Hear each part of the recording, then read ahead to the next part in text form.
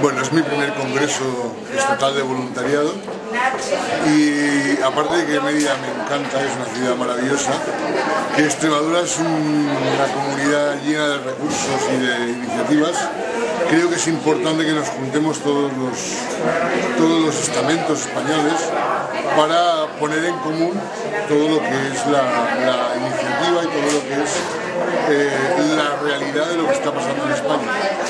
Creo que es importante el que, bueno, pues estos días de reflexión sobre el trabajo voluntario y sobre todo lo que es la dinámica de las entidades, los voluntarios e incluso los usuarios dentro de todo el país. Si tuvieras que proponer un par de temas candentes sobre voluntariado en la actualidad, ¿cuáles mencionarías? Yo creo que tenemos dos temas que están todavía en boga.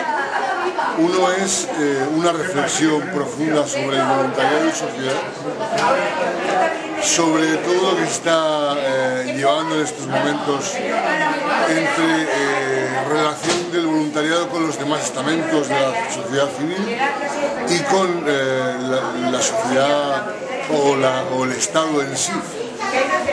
Lograr que se asegure la vida del voluntariado independiente, no condicionada a modas o a tendencias políticas, creo que es un tema importantísimo.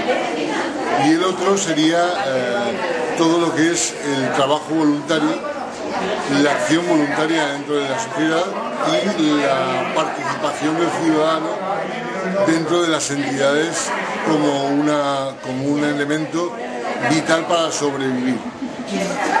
Y en estos temas candentes que has mencionado, ¿cuál crees que debería ser el papel de la plataforma de voluntariado de España? Vamos, la plataforma de voluntariado es un papel vital dentro del espectro español, ¿no? Porque aúna y unifica todo lo que es las diferentes realidades que hay dentro del país.